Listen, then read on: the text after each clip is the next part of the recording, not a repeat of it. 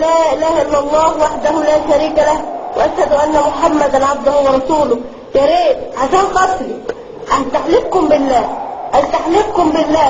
انا مطاردة، انا وطفل واطفال، معايا اطفال ومعايا زوجي. ليه كده؟ حرام ابقى من بلد لبلد عايشه في بلدي مكركه. انا ما سرقتش ولا قتلت ولا بموت في حد، انا اسلام اشهد اسلام. في ايه المشكله؟ انا عملت ايه يعني؟ قولوا لي عملت ايه؟ وزوجي ده مسكين اللي اتبهدل بسببي ذنبه ايه؟ والاطفال اللي معايا ذنبهم ايه؟ واحنا ذنبنا ايه في اللي بيحصل لنا؟ فين الشرع اللي بتكونوا دولة إسلامية؟ وفين المسلمين؟ وفين القانون؟ فين انتوا؟ رحتوا فين؟ ليه ناس وسط بلدنا في بلد مسلمة وطاردين بره وفي الشوارع على طول من بلد لبلد؟ ليه كده؟ حرام عليكم، اتقوا الله شوية فينا عشان ربنا اتقوا الله عشان نتوقف يوم من الأيام قدامه، مش كبير صغير. اتقوا الله بقى، حرام عليكم كده. عايزيننا ليه؟ عايزين ترجعونا ليه تاني؟ ما احناش راجعين. اقول لكم انا مش راجعه ومش راجعين تاني ومهما عملته، ولو اصريت على كده هحولها اكبر من كده، واللي انتوا عايزينه تعملوه انا هعمل اكتر منه. وانا بعرفكم اهو بقول لكم، ومهما عملت من كبيركم الصغار بتاعكم طول ما احنا واقفين وربنا واقف معانا. انتوا ما عاوزين قلب اي بشر ابدا هتيجي جنبنا طول ما ربنا واقف معانا، وطول ما احنا ثابتين بايماننا. احنا مسلمين وعمرنا ما احنا هنرتد تاني، مش هنبقى مرتدين قدام ربنا ونشرك بالله. ما احناش عايزين نرجع تاني. بنقول لكم انا هتأثر بالله تاني، مش راجعين تاني. ما احنا بنقول لكم. بهذه الكلمات التي تدمي القلوب نبدأ عرض فصول هذه المأساة. إنها مأساة أناس اغتصب حقهم في الحرية والاختيار والأمان، وربما في الحياة أيضا. ونود أن ننوه أن ما دفعنا للقيام بإنجاز هذا العمل بعد الوقوف في جانب الحق والعدل إلا الخوف على هذا الوطن الذي باتت تشعر فيه الأغلبية المسلمة أنها مضطهدة في ظل تعالي صيحات الأقلية الأرثوذكسية بالاضطهاد. ونرجو أنه مع نهاية هذا العمل يدرك الجميع أن الأمر جد خطير. أيها السادة، ما دفعنا لعرض هذه المأساة هو أنها مأساة تتكرر. مأساة تتكرر.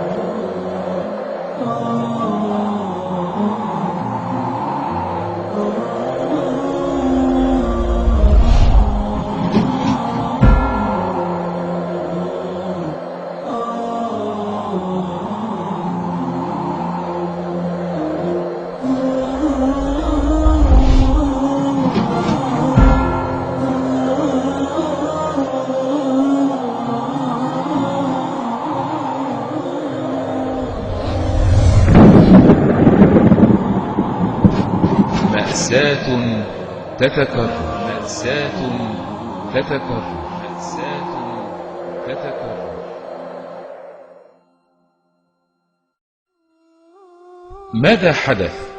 كيف سلبت منا أخواتنا المسلمات الجدد؟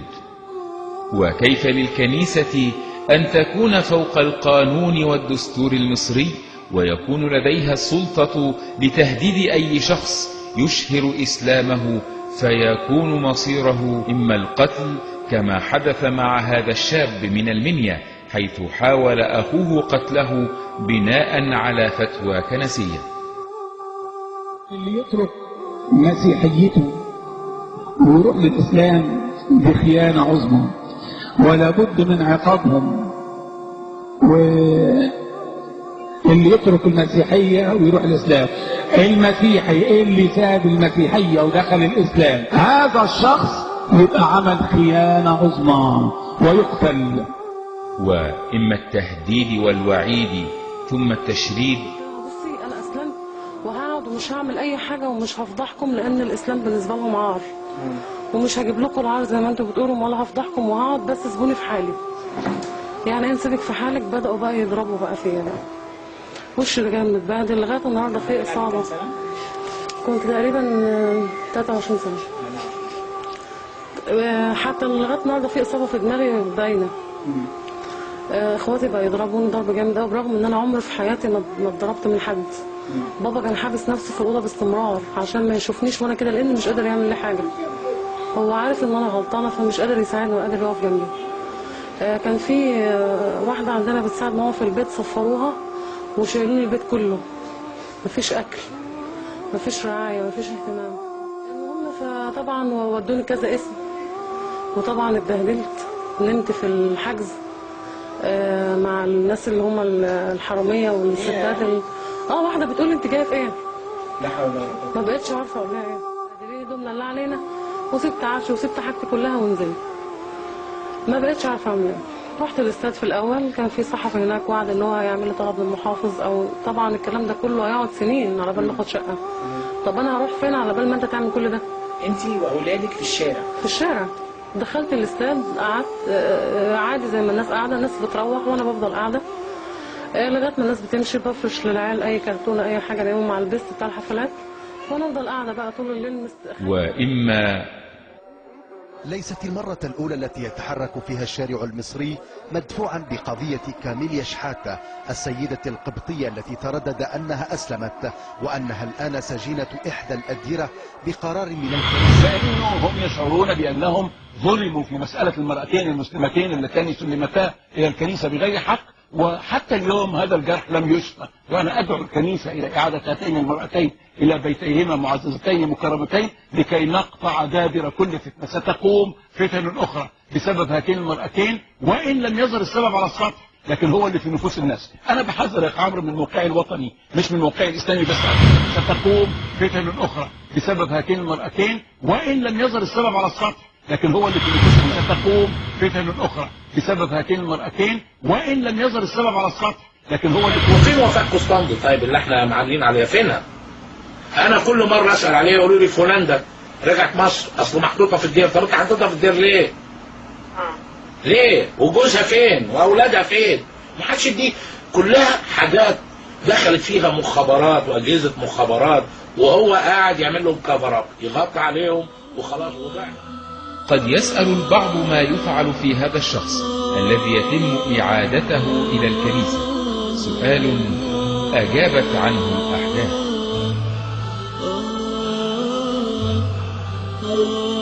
السيدة وفاء قسطنطين زوجة القس يوسف عوض كاهن كنيسة أبو المطامير أعلنت إسلامها عام 2004.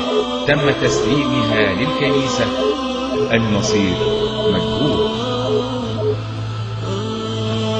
السيدة ماري عبد الله زكي زوجة القس لويس نصر عزيز كاهن كنيسة الزاوية الحمراء أعلنت إسلامها أمام شيخ الأزهر عام 2004. تم تسليمها للكنيسة، المصير مجهول. الدكتورة مريان مكرم والدكتورة تريزا إبراهيم طبيبتان من محافظة الفيوم أسلمتا عام 2005. تم تسليمهما للكنيسة، المصير مجهول. السيدة وفاء رأفت عدلي أسلمت عام 2005.